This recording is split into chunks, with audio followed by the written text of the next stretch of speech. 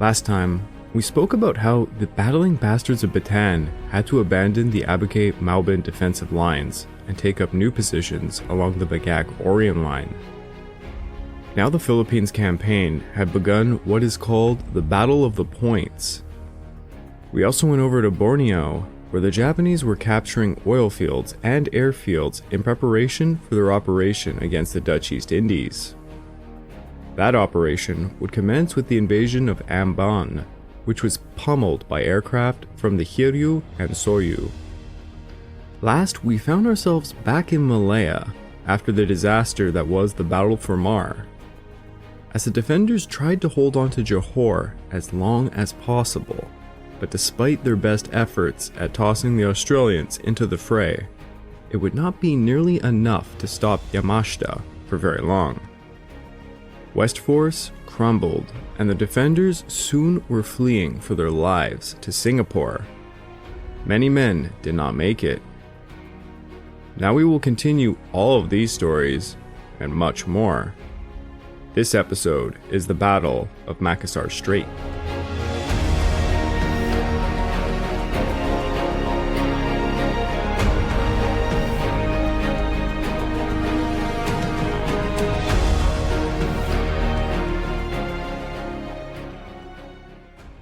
Welcome back to the Pacific War Podcast week by week, and I'm your dutiful host, Craig Watson. But before we can even start, I just want to remind you that this podcast is only made possible through the efforts of Kings and Generals over at YouTube. Perhaps you want to learn a bit more about World War II? Kings and Generals has an assortment of episodes on World War II and much more, so go give them a look over on YouTube. So please, subscribe to Kings and Generals over at YouTube and continue to help us produce this content by checking out www.patreon.com/kingsandgenerals. Hey, and if after all that you are still hungry for some history-related content, why don't you go over to my personal channel, the Pacific War Channel, over on YouTube, where I have episodes ranging from the Opium Wars of the 1800s all the way until the end of the Pacific War in 1945. Check it out, it'll mean a lot to me. In the Philippines, the fighting is raging across the Orion-Bagak line, but also for the coastal points where Japanese forces had made amphibious landings. The Japanese detachments had misidentified their landing points, ending up at Quinauan Point and Longoskawayan Point, much further south than they intended. The mishmash force, including the coffee-stained sailors and marines, were tossed at the invaders who were marching on the Longoskawayan Point.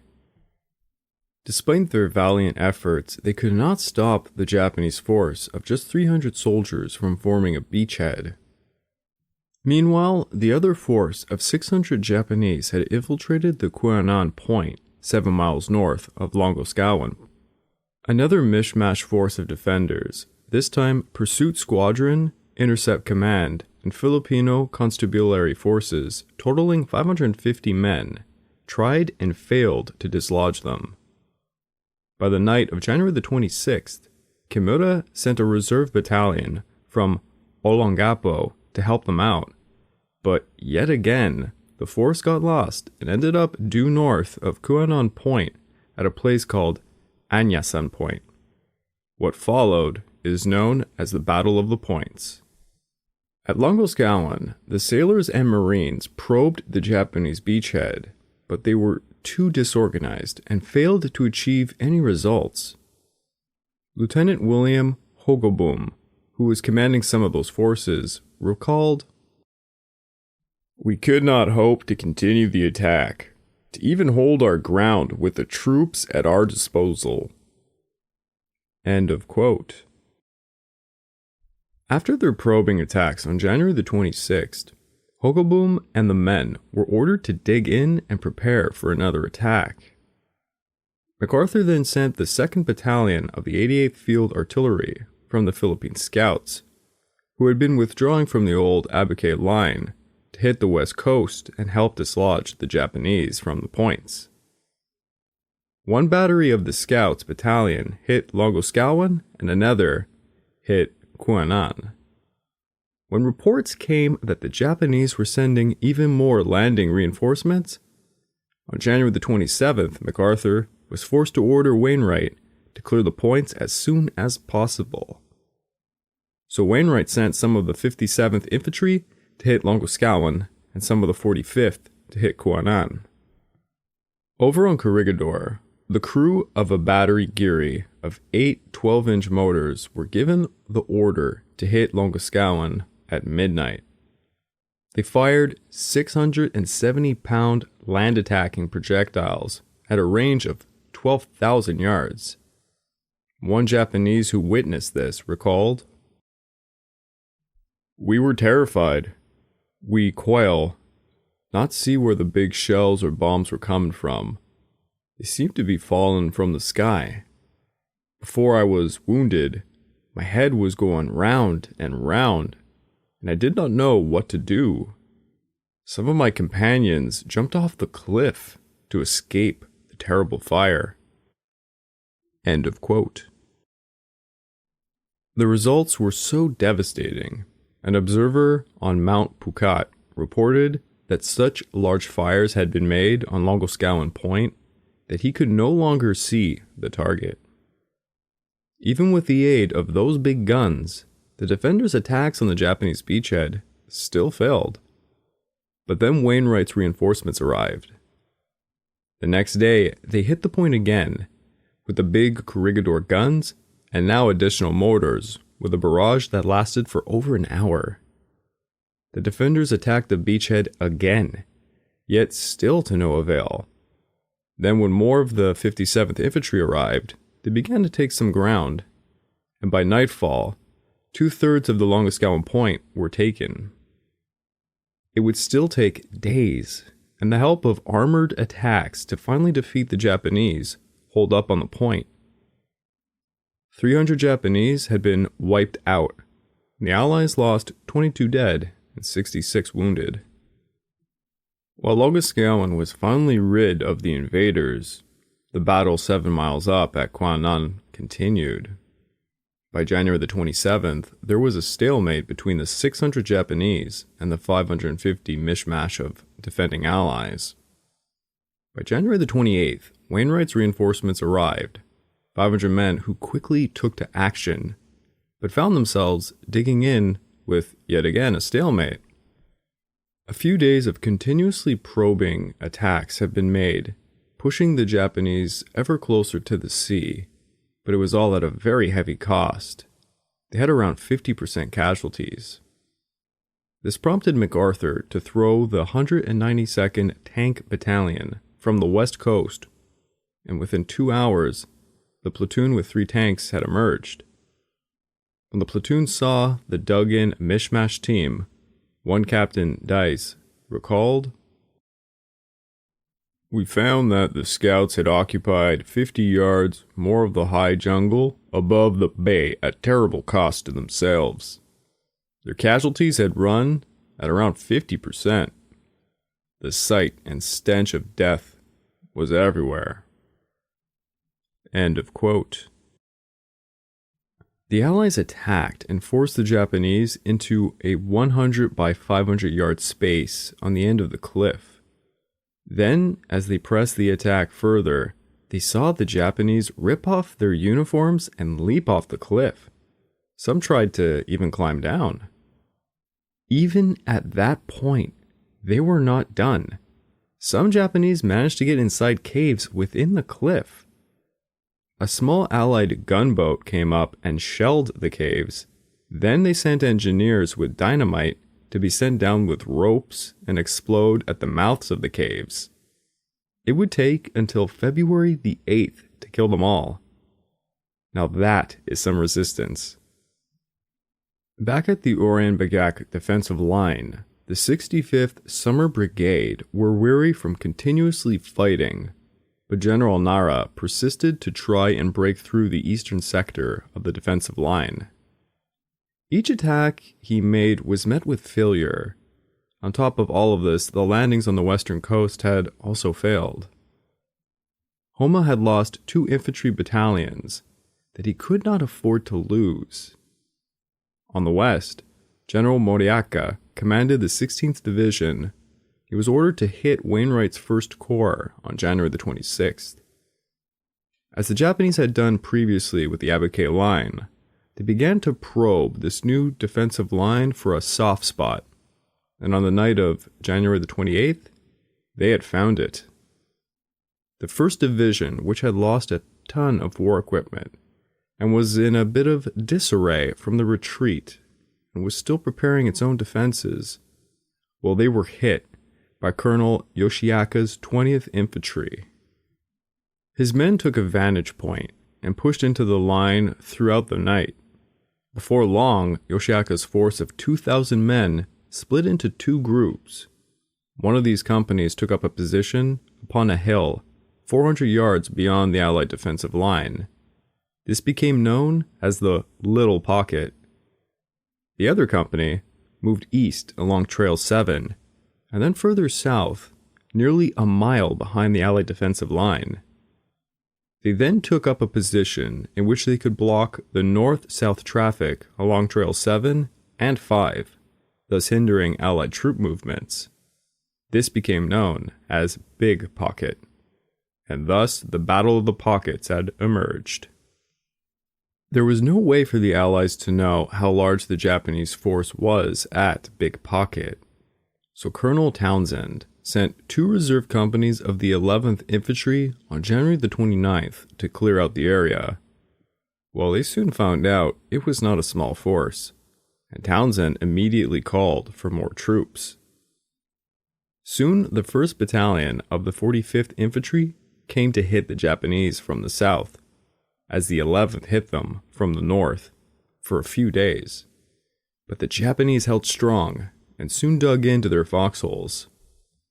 Allied artillery failed to smash the Japanese in the Big Pocket, but both the small and big pockets were encircled and cut off from supplies, and thus doomed to die without supplies. General Moriaka attempted to have supplies dropped on them, but in a similar fashion, during the Battle of the Points, the parachute packs simply fell into the hands of some very hungry Filipino and American soldiers. Moriaka knew he had to break the defensive lines to get to the pockets and save those men. By February the 6th, Moriaka received some reinforcements, 2 battalions from Manila, and with these, he launched an attack. Shortly after midnight, his forces advanced down Trail 7 and overran a platoon of the 11th Infantry, killing 18 out of the 29 men in their foxholes. It looked like they had an opening, and thus they continued south, but the 11th Infantry organized a containing force, halting the Japanese, just 800 yards from reaching the Big Pocket. While Moriaka was trying to re-intensify his efforts to reach the pockets, Wainwright began to throw more men at them. And on February the 2nd, tried to use tanks against the pockets, but would lose a single tank in the process, making little gains against the Big Pocket. The next day resulted in another tank being lost, with similar results. It was also on that day, Lieutenant Willibald Bianchi was leading a platoon against 2 Japanese machine gun positions. He received a wound in the left hand, refused to receive first aid, and continued on firing his pistol. He then threw a grenade, taking out one of the machine guns, and got 2 bullets launched into his chest for it. After that, he climbed on top of the tank that had been hit that day and fired its anti-aircraft gun into the enemy position until he was knocked back by its incredible recoil. He survived the ordeal and spent a month in the hospital before returning to his unit, where he was awarded the Medal of Honor. Quite a Rambo-like figure.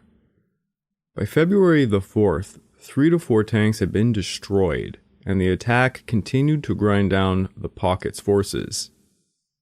Wainwright sat down with his fellow commanders to form a new plan, and it was decided that General Jones would isolate the Pockets and attack the Little Pocket and then the Big Pocket, using what troops could be taken off the defensive lines. On February the 7th, the attacks began, but Moriaka had also begun his own offensive, putting pressure on the defensive line closest to the pockets. The big pocket was hit with a tank platoon, while the little pocket was being strangled from all sides by infantry. When the infantry closed in the morning of February the 8th, they only found Japanese corpses and discarded equipment. It had turned out that the forces in the little pocket escaped during the night, and now those Japanese units were loose behind the 1st Division's defensive lines position. Fortunately for the small pocket's escapees, they ran right into Allied forces in a horseshoe position. They were offered the opportunity to surrender, but they replied with gunfire, and all of them were gunned down to pieces. With the little pocket down, Jones took all of his forces to now overwhelm the big pocket. With word that the little pocket had been taken, Yoshiaka, with the big pocket, tried to prepare a breakaway of his own. General Jones' forces began to squeeze the big pocket, as Yoshiaka's forces tried desperately to probe for the weakest point in the encirclement. Eventually, to the northeast of the encirclement was some dense jungle, and Yoshiaka's men, who had been living off of horseflesh and tree sap for days, half-starved and sick from 2 weeks of continuous fighting, broke out. Over 100 of Yoshiaka's men were wounded and needed help moving. By February the 11th, Filipino forces successfully pushed in the pocket. General Jones wrote of that evening, quote,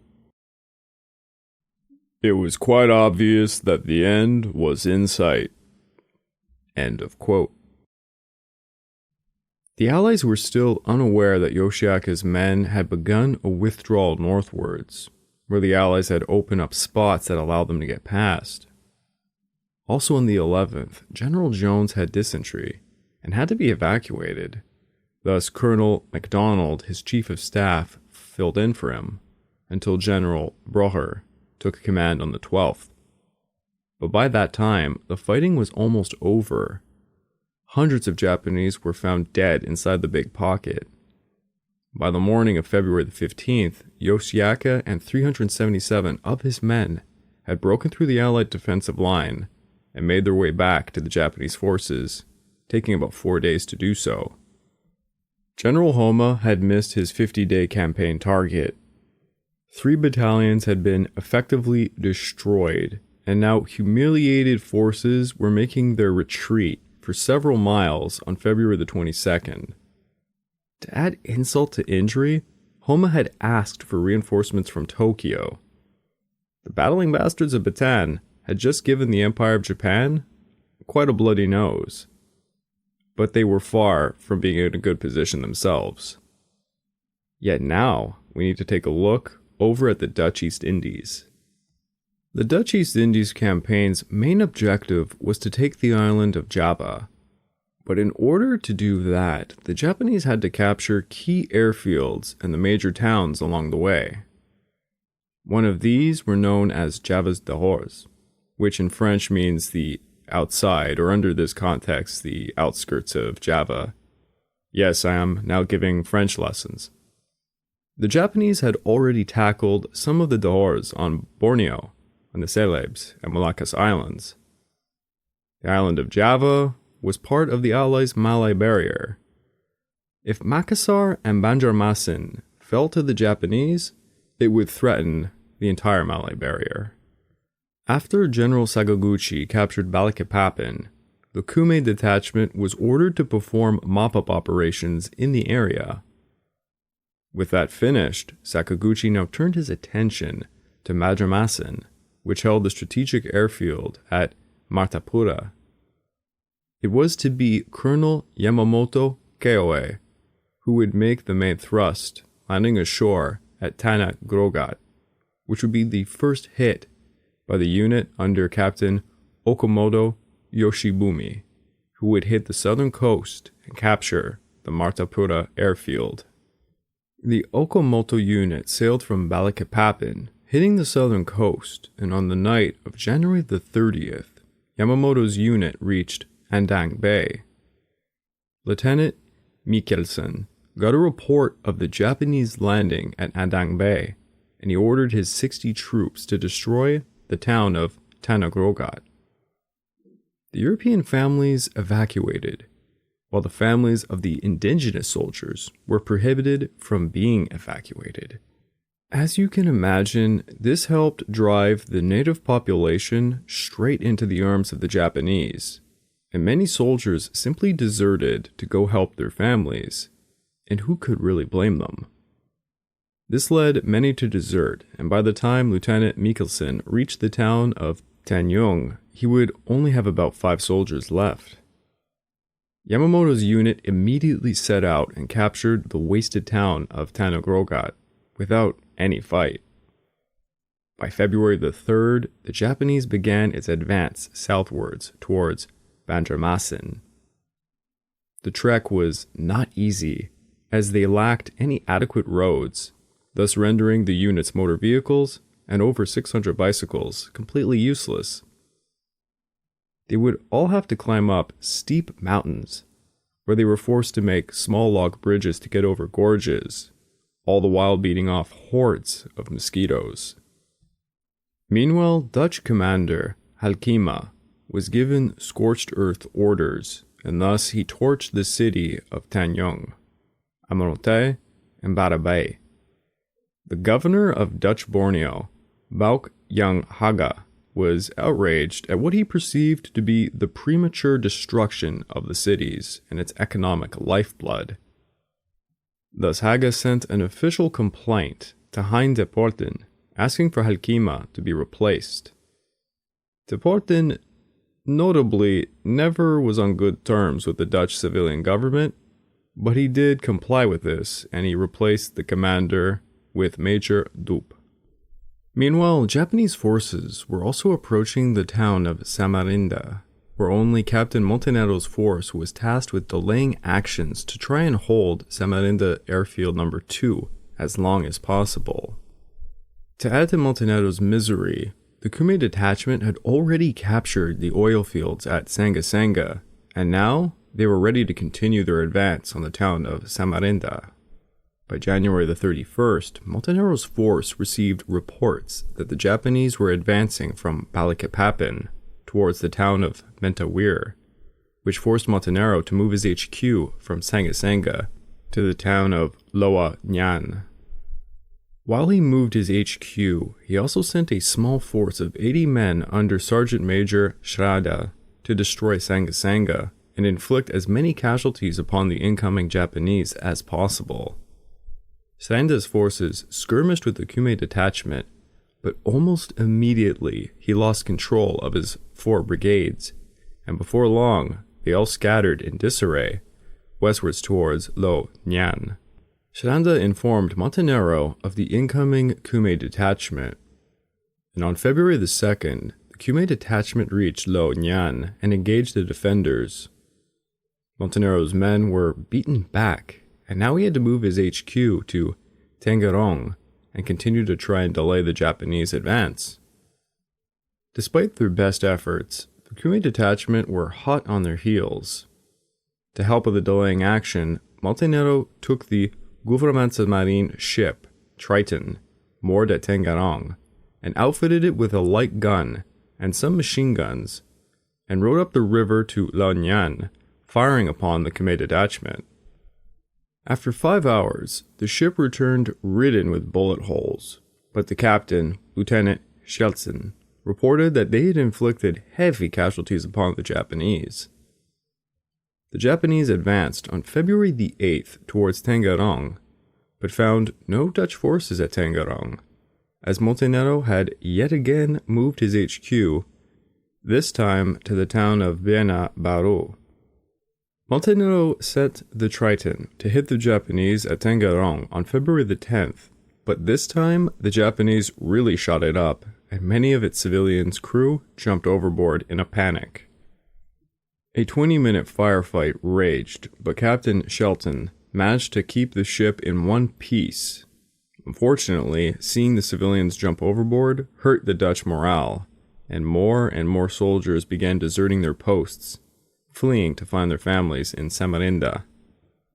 By February the 15th, Montenegro had only 3 weakly armed combat vessels to delay any attacks that would come via the river, such as the Mahakam, Binenlands, and Triton. Montenegro ordered the soldiers' families to evacuate further westwards in hopes of preventing further desertions. Meanwhile, Yamamoto's men were marching on Banjarmasin and having a hell of a time doing so. As I had mentioned, there was no real roads, nor bridges in the thick jungle-covered territory. The Japanese had relied heavily upon bicycles for transport, but here, their 600 bicycles were of no use, and thus it was a really slow slog. By February the 7th, Yamamoto's forces reached Kandagan, where Lieutenant Remert was commanding 2 brigades armed with Madsen machine guns, and given orders to delay the Japanese as long as possible. The point they would delay the Japanese was at the Kandagan-Martapora Road. In the meantime, a force led by Lieutenant van der Poel were destroying the small airfield at the town of Dayo, and having completed that, they eventually met up with Remert's men. Unfortunately, der Poel's indigenous soldiers and field police, they deserted him, and he only showed up with about 5 men in the end. They combined their forces and took up defensive positions to protect the Orlen airfield.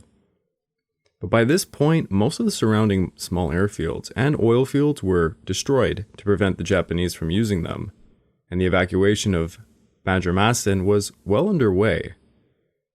Meanwhile, the Okamoto unit had captured the port of Kotobara and was continuing southwards to land at Banjarmasin by February the 8th.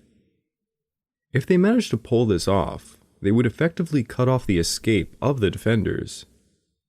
However, they would never get the chance, as the Dutch troops and civilians were evacuating aboard ships Irene and Otto. Halkema was supposed to be relieved of command by this point by Dupe, as we had said. But as Dupe's plane reached the coast of Borneo, they saw large fires at the mouth of the Brito River, where Banjarmasin was near. Dupe tried to make radio contact with the station at the Orlen airfield, but he got no response, and thus he returned to Surabaya. Halkema, meanwhile, had driven to Orlen airfield to hand over command, only to see Dupe's plane circle around and leave. Thus Halkema decided to drive in the direction of Takisong, near the mouth of the Brito River, where he and his staff received a telegram ordering them to sail west to Kota Wieringen. Once Halkema got to Kota Wieringen, he, alongside his other non-essential staff, left by plane for Java by February the 12th, leaving behind Captain Van Beek to watch over the airfield there. Back at the Orlen airfield, the small Dutch force was still waiting for Dupe to arrive. Unaware, he completely bailed. By February the 9th, the force simply left because the native population was so pissed off with all the scorched earth operations that the Dutch figured they might attack them. If not, they might lead the Japanese to them. They would eventually sail off themselves alongside 180 Dutch civilians to Madura. Yamamoto's unit finally made it out of the mosquito-infested jungle hell in the pursuit of the Dutch, only to find zero resistance at the Orlen airfield. Further marching that night led them to capture Banjarmasin without a fight as well. While Yamamoto's men certainly had a light time actually fighting the Dutch, they certainly suffered at the hands of another enemy, mosquitoes.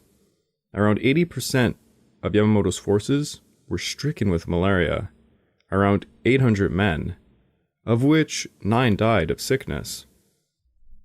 Meanwhile, back on Ambon, the Eastern Detachment continued their conquest of the island. General Ito had captured the town of Ambon on February the 1st, forcing the Dutch commander Capitz to surrender his remaining forces in the Paso area. Over 800 Dutch soldiers would surrender, and Joseph Capitz sent a note to Lieutenant Colonel Scott urging him to do the same. But that message, it took 2 days to be received. This meant the Australians had fought for another 2 more days. The Australians positioned at Kudamati received a few Dutch personnel fleeing Paso, and Scott soon ordered a withdrawal of his forces to Iri. On February the 2nd, the Australian force on Nona Plateau, commanded by Lieutenant Bill Jenkins, was encircled. Lieutenant Jenkins at the same time found out that the Dutch had surrendered, and thus he surrendered his forces as well. He then asked the Japanese if he could help find Lieutenant Colonel Scott to do the same. Lieutenant Jenkins found Scott at Erie on February the 3rd, who surrendered in turn. After the Battle of Ambon, 300 prisoners were taken to the woods near the village of Tawiri, near the Laha airfield. The Japanese troops dug 2 graves, both 6 yards in diameter and 3 yards wide. On the late afternoon of February the 9th, Rear Admiral Koichiro Hatakeyama ordered 300 Dutch and Australian prisoners to be brought to the site and made to kneel one by one in front of the open pits. Warrant Officer Kakurataro Sasaki was the first to behead a prisoner with a katana. 4 crew members of the No. 9 minesweeper eagerly stepped forward to get revenge on the next 4 prisoners. As the light faded from the sky, torches were shown on the necks of the victims to guide the swordsman's aims. 85 prisoners were killed that day. 2 weeks later, a further 227 were killed in the same fashion. Around 405 out of 582 of the Australians captured on Ambon would die before the end of the war. They died of overwork, malnutrition, disease, and abuse. After the war, in 1946, Rear Admiral Katakeyama would be sentenced to be hanged at the Melbourne War Crimes Trial, but would die shortly before. With Ambon now firmly under Japanese hands, they started to prepare for the invasion of the island of Timor. The Japanese held Balikpapan, Tarakan, the Celebes, Manado, Kandari, Banjarmasin, and their associated oil and port facilities. To gain full control over the Makassar Strait, all they required now was to capture Makassar. ABDA was very worried about the rapid expansion of the Japanese throughout the Pacific. The main Allied naval base at Surabaya was now within range of Japanese aircraft since the fall of Kendari. The base was pummeled by Japanese aircraft on a daily basis from that point on. As Ambon fell, the Americans began feeding P-40 pursuit groups into Java. Many of the pilots were Philippine veterans and raw recruits straight from the United States. The Dutch made them very welcomed. As George Kisser recalled, "The Dutch assisted us in every way possible, furnishing guards on the field, food and medicine. Living conditions were not too bad.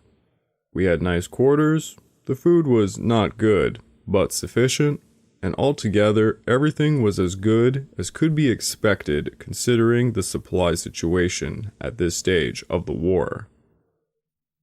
End of quote. Despite the warm welcome, the American fighters were still small in number, too few to make much of a difference.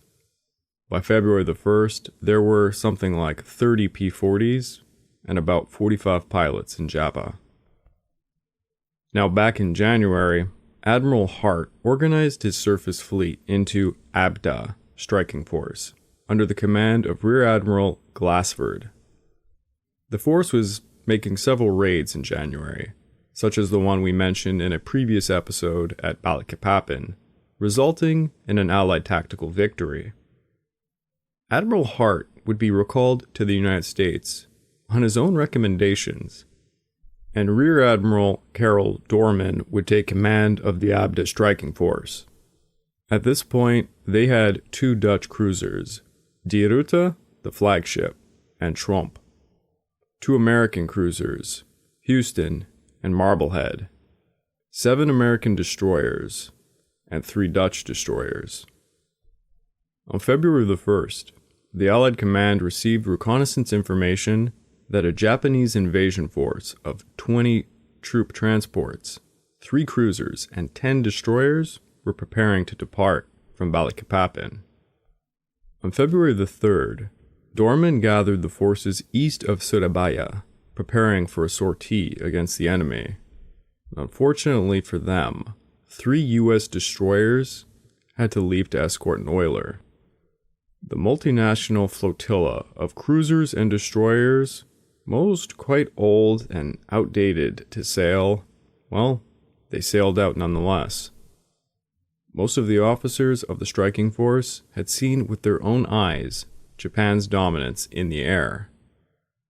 Several times throughout February, Allied naval units were hit by airstrikes.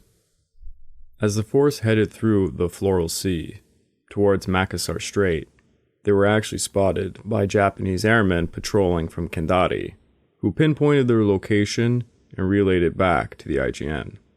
Rear Admiral Tsukahara Nishizio of the 11th Air Fleet launched 36 G4M Bettys and 24 G3M Injas to hit them. They found Doorman's force near the Kangean Islands, and from the get-go, they went right for the cruisers. They inflicted heavy punishment upon the USS Houston and Marblehead.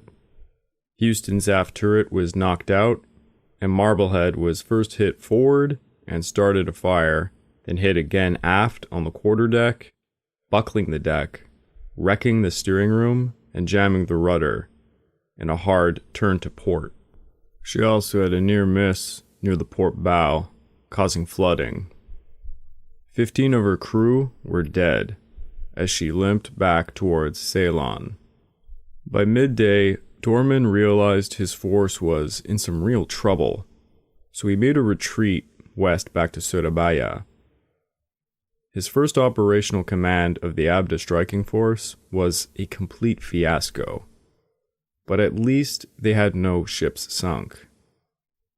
As was typical throughout the entire war, the Japanese aviators reported 3 cruisers sunk, despite this being completely inaccurate. A large problem facing the IJN during the Pacific War was inflated enemy casualty listings. Meanwhile, while mopping up operations on Ambon had finally been completed, the IJN sent a fleet commanded by Admiral Takagi, departing from Kendari on February the 6th, taking with them a ton of Japanese Marines eager for the conquest of Makassar. Because of Doorman's failure, the convoy was only hindered a bit by U.S. submarines, which did manage to sink the IJN destroyer Natsushio. The IJN landed the Marines and completely overwhelmed the 1,000 Dutch soldiers led by Colonel Vorman. Most of the Dutch defenders simply fell back to fortifications at Tuyama or fled into the jungles to try their luck out with guerrilla warfare. By the dawn of February the 9th, Makassar had fallen to the Japanese. A small number of captured native troops were tied in groups of 3 and thrown into the river near Makassar to drown. With Makassar captured, all of the Salebs had fallen to the Japanese. The road was almost open to hit Java, but there still remained one rather large target, the airfield on Palembang on southern Sumatra. The last thing I want to talk about this week is some carrier action. Going back in time a bit, on January the 7th, Task Force 9, built around Enterprise, entered Pearl Harbor for some refueling. Her commander, Vice Admiral Halsey, planted himself at Nimitz conference table for a regular morning meeting at 8 a.m. on January the 8th. His understudy, Cruiser Commander Rear Admiral Raymond Spruance, was beside him. Halsey had been brought in to give his opinion on the proper use of aircraft carriers. Halsey quoted the Confederate Cavalry General Nathan Bedford Forrest, stating, quote, "I think General Forrest's description is the best thing I know. To get the other fellow with everything you have and as fast as you can and to dump it on him. You have to scout out and find it. And as soon as you find it, send everything you can at him and hit him with it." End of quote. Halsey had also been proposing raids on the Marshall Islands around this time. He did so because he pointed out it might divert some attention away from Japan's southern drive, which was soon threatening the Coral Sea area, awfully close to Australia. Halsey said he would head the raids himself using Enterprise. Halsey is a very interesting admiral. He had a square face, thinning hair, with huge eyebrows. Similar to General George S. Patton, he appeared to love war. He was a sailor's sailor, very popular with the crews he commanded. He would say, quote, "As a general rule, I never trust a sailorman who doesn't smoke or drink." End of quote. Nimitz was relieved by all of his bravado, because the U.S. codebreakers were receiving reports of a Koryaku Batai, occupation force, aimed at Rabaul, on New Britain. On January the 9th, Nimitz gave the go for Halsey to raid, under the guise it was a defensive mission, and to help escort a convoy of troop ships going to Samoa. That convoy was already being escorted by Task Force 17, built around Yorktown and commanded by Admiral Fletcher. Halsey's Task Force 8 would go south and provide air cover and anti-submarine screens until the troop ships arrived safely.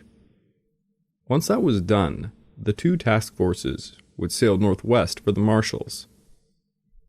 Enterprise was given Kwajalein, Wolalap, and Wotje to hit in the heart of the Marshall Islands, while Yorktown got Makin, Mili, and Jalut in the Gilbert Islands. The escort duty went alright, though there were frequent accidents aboard the ships with some pilots missing landings and such. On January the 23rd, the carrier task forces met up and began the process of crossing the international date line to reach their targets. They sailed in zigzagging tracks as a measure against enemy submarine forces. And on January the 28th, many of the ships, including Enterprise, fueled up from oil tankers at night, which was the bane of early aircraft operations. You see, refueling was difficult during the daytime, especially in heavy seas where there was a constant danger of collisions. This was actually the first time a carrier refueled at night, and a supreme test of the crew's seamanship. The Enterprise and oil tanker approached another near a parallel course at around 70 feet distance, each going about 10 knots. The captains had to maintain perfect steering and throttle control, as heavy lines were tossed between the ships. Crews had to work in pure unison. The men holding the hoses were in constant danger of falling overboard between the two vessels, and destroyers stood by close for rescue just in case. Men with axes stood by at all times, just in case the hoses had to be cut down if an enemy was spotted. You definitely don't want to be attacked while refueling. Enterprise started this process around 8 p.m. and would be done at 1:30 a.m. One crewman noted, "Somebody observed last night that it takes just about as long to get into battle as it did in 1812. End of quote. In many of our Kings and Generals videos, you get all the unit information, where battles occurred, casualty lists, etc., etc. But in such videos, it's hard to get into the nitty-gritty things like logistics, such as I just mentioned. Yet for the Pacific War, they are really important matters. Later on, and I mean at some point between 1943 and 1945, I will go into a lot of depth about things like the Seabees and other logistical aspects of the Pacific War. So I hope you enjoy more of the behind-the-scenes look at this war. On January the 27th, Nimitz had sent a coded radio message stating new orders to Halsey, authorizing the expansion of the raids. Nimitz ordered the raids to be, quote, driven home, with several airstrikes on prime targets and return strikes if necessary. Halsey's Chief of Staff, Miles Browning, urged for them to take the entire carrier group further west into the heart of the islands and hit Kwajalein very hard. It was certainly risky. The U.S. ships would be well in the range of counterattacks by air. Halsey was taking a gamble by approving the plan. It would require the initial wave of U.S. aircraft to achieve total surprise over the enemy airfields to work. Halsey remarked, "It was one of those plans which are called brilliant if they succeed and foolhardy if they fail." One Enterprise pilot wrote of the event, "Instead of just a hit-and-run raid, we were going to make an all-day-long attack. Admiral Halsey had decided to put the carrier within 20 or 30 miles of two big Jap airbases. The launches for the attack would be so close that we would get to work with plenty of gas. This suited us just fine." End of quote. On January the 31st, the Enterprise almost had a heart attack as its radar picked up a blip, which obviously was a Japanese patrol plane, but it flew 34 miles west of the force, not making contact nor any radio messages. At 6:30, on the night the task force separated, Spruance took his cruiser to bombard Wotje and Tarawa in the south, while Enterprise and 3 destroyers took up a position north to hit Kwajalein, Wotje, and Tarawa in order. The U.S. fleet had no accurate maps of the islands, and thus the pilots were hitting Japanese mystery islands, as they would say. They were relying on crude photostatic prints of old charts dating back to the United States expeditions done in 1838 to 1842. The night before the strike, the pilots were informed the attack on Kwajalein would not include fighter escort because they simply did not have enough fighters on the carriers to fly CAP, that means Combat Air Patrol, and provide escorts for the bombers. Bomber pilot Clarence Dickinson wrote, "On a raid, you want fighter escort. Whether they do much good or not, it is a psychological factor of tremendous importance to know they are there with you. You fly towards your objective a lot more eagerly if you know you have fighter protection. After all, the thing of first importance is to drop the bombs, not dogfight with zeros." End of quote. Well, this was Halsey's great moment. He had failed to hunt down Nagumo's Kidobutai right after Pearl Harbor. The nights before the raids, he could not sleep. He chain-smoked, drank coffee, and paced around the ship. On the morning of February the 1st, 6 F-4F Wildcats took cap as 37 SBD Dauntless dive bombers took off to hit Roa, the island airbase at the northern end of Kwajalein, and 9 TBD Devastator torpedo bombers launched to hit ships anchored in the lagoon at Kwajalein's southern end. The two waves formed V's and flew through a moonlit night. They made it over the northern part of the atoll just at dawn. Lieutenant Commander Halstead, pushed his nose down and began his approach with the 1st Division following his lead. They intended a glide bombing attack at a 45-degree angle. Halstead dropped his 500-pound bomb, the first U.S. bomb of the war to be dropped on a Japanese-held territory, just as Nakajima Type 97 Kates clipped his tail, and simultaneously anti-aircraft fire broke out, hitting him with flak. His aircraft literally blew apart and spun into the lagoon. 3 more SBDs were hit with flak and fighter fire, but scored several well-aimed hits on the buildings on the ground. Some SBDs even managed to shoot down 2 to 3 Japanese fighters on their way back up. The 2nd Division of SBDs charged in a bit faster, seeing the enemy was now alert, gassing to about 300 knots, and saw their bombs smash and explode hangars along the airstrip. Although the Japanese anti-aircraft gunners were fully awake and frantically firing, the SBDs flew through their flak with a lot of ease. The US pilots looked down, seeing Japanese fighters scrambling to lift off the field. Lieutenant Dickinson dived low over the field and dropped 2 100-pound bombs on the buildings right beside the airstrip. One of those bombs hit an ammunition dump, forming a secondary explosion that was so immense it churned a fireball thousands of feet into the sky. Dickinson's called it, quote, "one of the most glorious fireworks shows I had ever seen. All over the island, there was an extravagant flowering of flame. Great white and pinkish streaked fire shapes bloomed profusely, each for just an instant. But these became unimportant as the bombs went off, in big flush flashes, 2 and 2 and 2 each time another plane glided in." End of quote.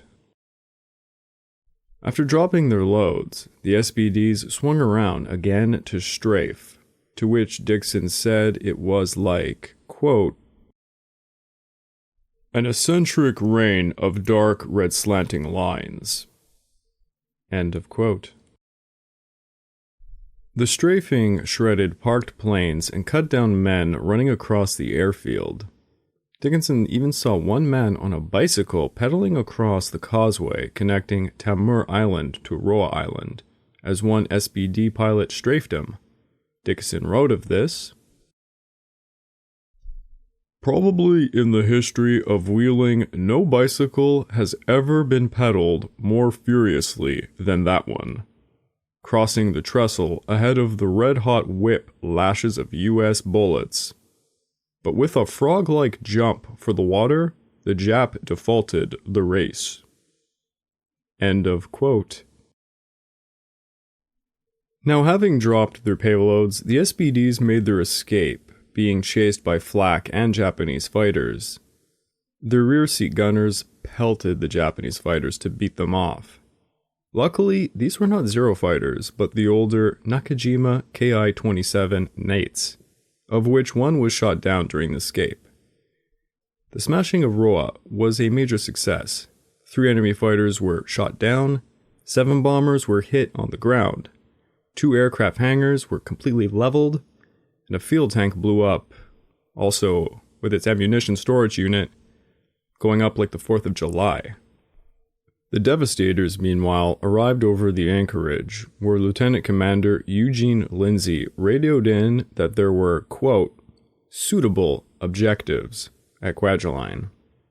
Air Group Commander Howard Young circled over Roa, relayed the report to several SPDs that they should preserve their 500-pound bombs and come join the Devastators down south. Halsey heard the message and ordered 9 more torpedo planes he had in reserve to join them. The SBD's flight south was slow because they had to dive low over Roa, and thus they had to climb back up to get in attack positions. When they arrived, they saw around 20 Japanese ships, including a pair of heavy cruisers and 3 to 4 submarines. They could see heavy black smoke with some of the ships listing, obviously, The previous devastators had punched some holes in them, and now some of the ships were firing anti-aircraft guns. The SBDs made their dives at 70-degree angles, through flak bursts. Their 500-pound bombs smashed into some ships and into the water around the ships, creating large geysers. About an hour later, the 9 reserve devastators showed up, flying right through the flak, and dropped their torpedoes, smashing into 2 oil tankers and a 17,000-ton ocean liner.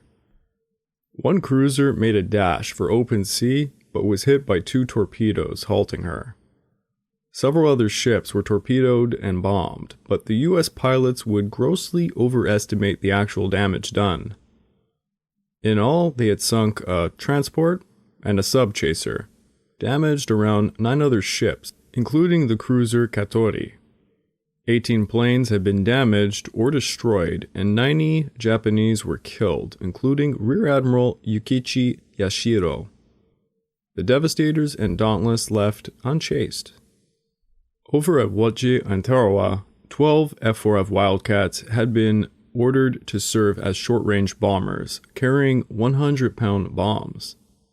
Lieutenant Commander Wade McCluskey took 6 Wildcats to hit Waje, and Lieutenant James Gray took another 6 to hit Tarawa. McCluskey's group climbed 10,000 feet and descended over Waje, aiming their loads at small airstrips. They dropped their bombs and circled around to strafe as the base began to certainly wake up and sent flak their way. Fortunately, there were no fighters in the air, and thus none of the Wildcats were lost. McCluskey assessed the damage as they made their escape. Several buildings were on fire. Then, on schedule, Admiral Spruance's cruiser Northampton, the Salt Lake City, and destroyer Dunlap showed up.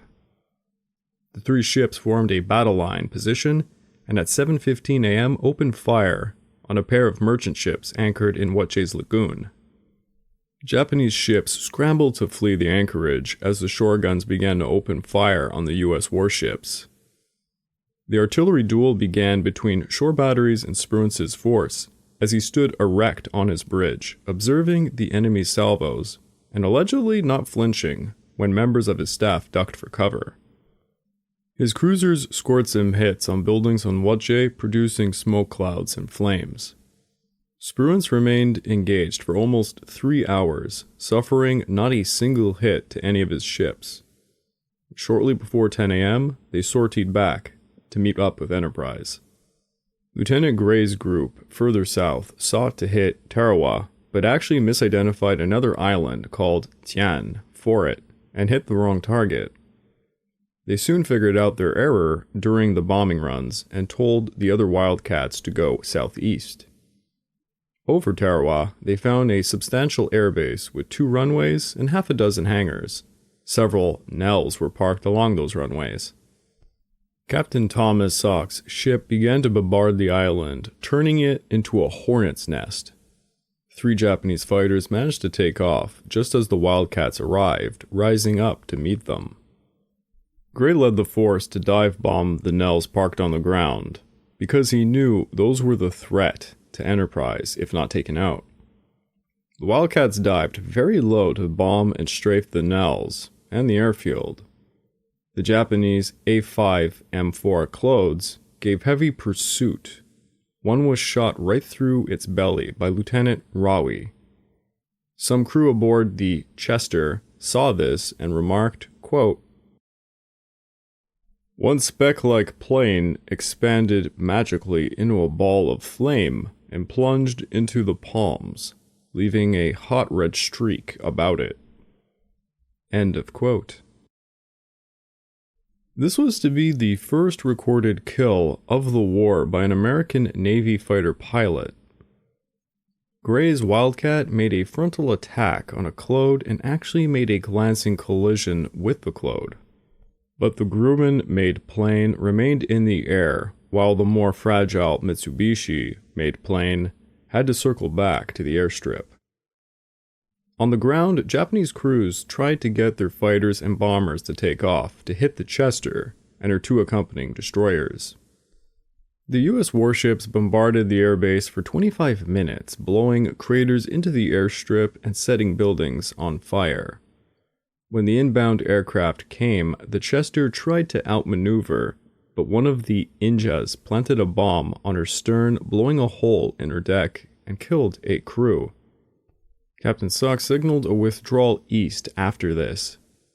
Wildcats were at the point of tears. Their machine guns were all jamming, which had been a reoccurring problem with Wildcats. Most then had to make their escape, back ridden with bullet holes. Despite being hit up, the Wildcat armor proved formidable. The U.S. pilots reported that only one of Tarawa's 9 Nell bombers had been destroyed, however. Halsey was gravely concerned and wanted bombers to go knock them out, thus the base had to be hit again. The SBDs that had hit Kwajalein and had returned were ordered to do the job. Lieutenant Commander Bill Hollingsworth led the formation and noted, quote, "The attack encountered no aerial opposition, but there was heavy anti-aircraft fire." A Enterprise action report of the attack also reported a fuel tank, 2 hangars, and a radio station, 4 or 5 two-engine bombers, and several fighters are known to have been destroyed on this attack. End of quote. None of the SBDs were lost. Then a third strike was made, commanded by Lieutenant Richard Best, which smashed a radio's installation, several fuel tanks, and left the administration buildings in rubble. Then a fourth strike left Enterprise at 11:22 a.m. to hit Wotje again. 8 SBD and 9 Devastators, commanded by Howard Young, found no Japanese fighter opposition, and thus were able to take their time hitting the airfield. What had begun as a quick hit-and-run raid now developed into a 9-hour bombing operation, in which planes smashed targets, returned, refueled, rearmed, and went right back out to smash some more. All the while, Wildcats remained performing cap, just in case. Men kept their eyes peeled for Japanese aircraft, waiting to hear the loudspeakers blaze incoming alerts. By 1 p.m., Lieutenant Commander Hollingsworth asked Halsey, quote, "Admiral, don't you think it's time we got the hell out of here?" Halsey replied, "I've been thinking the same thing myself." End of quote. Thus, at 1:22 p.m., the entire task force made its escape.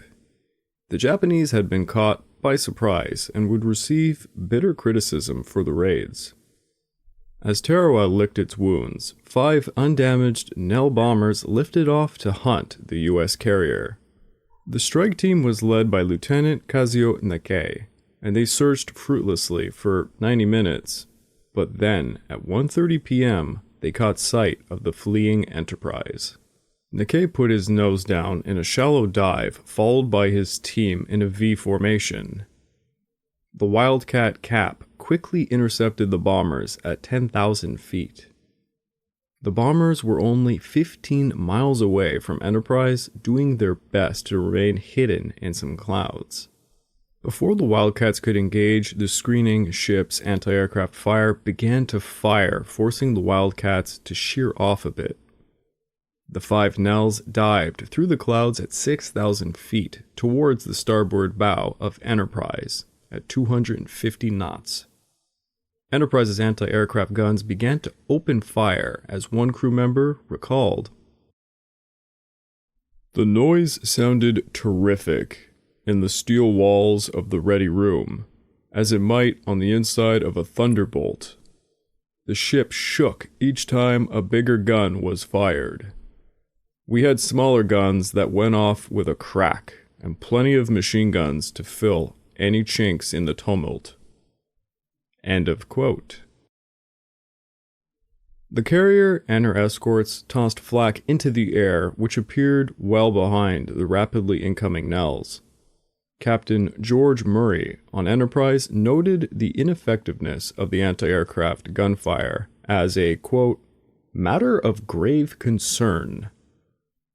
As the aircraft got even closer, the 1.1-inch guns on the catwalks opened up, but all 5 of the Nels charged on their bombing tracks at 3,000 feet.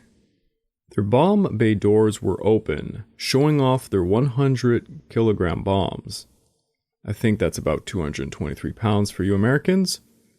Captain Murray, watching the bombs fall, called for a full power at 30 knots to hard turn to port, but then ordered an ingenious maneuver and switched for full reverse rudders to starboard.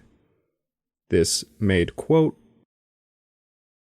in effect, the ship was on its forward speed, being checked at the same time the ship was suddenly moved sideways out of its own track.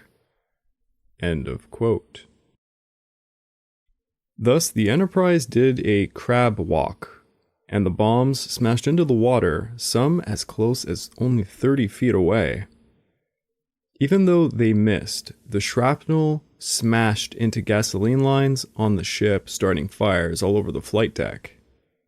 Yet as the Nels pulled out of their dives, scarcely 1,500 feet above the sea, one of them banked left and came roaring back towards the Enterprise. It was flight leader Lieutenant Nake, whose plane had been hit with a ton of flak. Nake judged his plane was mortally wounded and could not make it back to Tarawa. He approached from Enterprise's astern, trying to smash into it. Bruno P. Guado, an aviation machinist, ran from his action station and slid into the rear seat of a parked Dauntless. He seized the gun and began to fire upon the Nell as Captain Murray ordered a hard turn to starboard. Guado kept firing into the nose and cockpit of the Nell, most likely killing Nake. The Nell seemed not to maneuver at all in the last stage of its attack. Its wing struck a glancing blow over the port side of the flight deck, ripping a parked SBD in half, and went straight into the sea. Halsey, watching from his flag bridge, told his staff, quote, boys, my knees are cracking together. End of quote. The Enterprise continued her escape at 30 knots, and someone coined the phrase, haul ass with Halsey, which soon became the Haul Ass with Halsey Club. They were not out of the fray just yet, as at 4 p.m. 2 more Injas showed up at an altitude of 14,000 feet. The Wildcat Caps quickly pounced on them. Get it? Because they're cats? Anyways, the Wildcats and anti-aircraft guns battered them. The 2 Injas dropped their 500-pound bombs, both missing. Later, as the sun dropped, the Wildcat Cap chased off a Japanese Jake float plane, and for the rest of the trip, it was uneventful. Meanwhile, the Yorktown and Task Force 17 launched attacks against the Jalut and Mili of the Marshall Islands and the Makin Island in the Gilberts. The raids did not encounter significant resistance, and the results were a little meager. At Jalut, 11 torpedo planes and 17 dive bombers hit up some auxiliary ships anchored, damaging about 2 ships.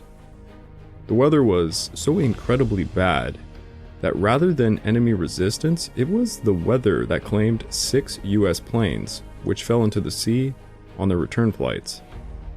At Makin, 9 dive bombers hit a mine layer and 2 Kawanishi flying boats. The attack on Mali was a bust. No targets were found. I would like to take this time to remind you all that this podcast is only made possible through the efforts of Kings and Generals over at YouTube. Please go subscribe to Kings and Generals over at YouTube and continue to help us produce this content by checking out www.patreon.com/kingsandgenerals. And if after all of that you are still hungry for some history-related content, please go check my personal channel out at the Pacific War Channel at YouTube. It would mean a lot to me. On February the 5th, the Enterprise made it back to Pearl Harbor, where Admiral Nimitz alongside an entourage awaited Halsey on the docks and said, "Bill, It was wonderful. A great job. Halsey, overcome, broke down in tears. A victory for the Allies, while the Japanese consolidated their campaign against the Dutch East Indies and Bataan. Joy and celebrations would be had, but not for long.